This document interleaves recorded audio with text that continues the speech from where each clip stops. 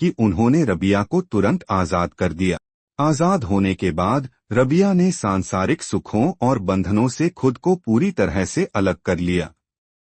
उन्होंने एक साधारण जीवन चुना और अपना पूरा समय ईश्वर की भक्ति में समर्पित कर दिया। उनके लिए ईश्वर ही एकमात्र प्रिय थे और उनकी प्रेम की गहराई उनकी प्रार्थनाओं और वचनों में स्पष्ट रूप से झलकती थी। रबिया की ईश्वर के प्रति प्रेम की अवधारणा अद्वितीय थी। वह न तो नरक के डर से और न ही स्वर्ग की लालसा से ईश्वर की इबादत करती थीं। उनका मानना था कि ईश्वर से प्रेम इसलिए करना चाहिए क्योंकि वह प्रेम के योग्य हैं। उनकी प्रसिद्ध उक्ति है कि वह एक हाथ में आग और दूसरे में पानी लेकर स्वर्ग की आग बुझाना और नरक का पानी सुखाना चाहती हैं, ताकि लोग केवल ईश्वर के प्रेम के लिए ही उनकी पूजा करें, न कि स्वर्ग के सुख के लिए या फिर नरक के डर से। ईश्वर से प्रेम ही एकमात्र ईश्वर को पाना है।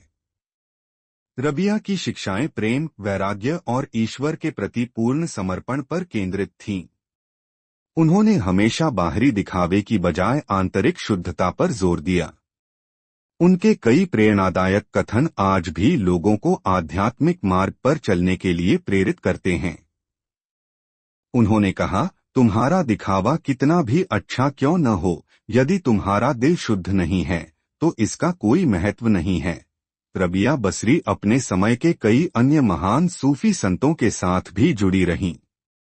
उनकी आध्यात्मिक गहराई और ज्ञान ने कई विद्वानों और तपस्वियों को प्रभावित किया।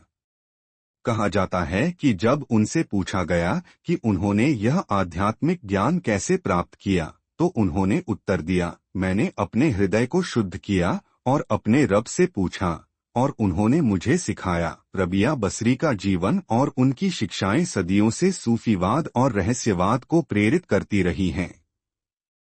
उन्हें प्रेम और वैराग्य की प्रतीक के रूप में याद किया जाता है। उनकी कहानी हमें सिखाती है कि ईश्वर के प्रति सच्चा प्रेम सभी सांसारिक बंधनों से ऊपर है और हृदय की शुद्धता ही आध्यात्मिक उन्नति का मार्ग है।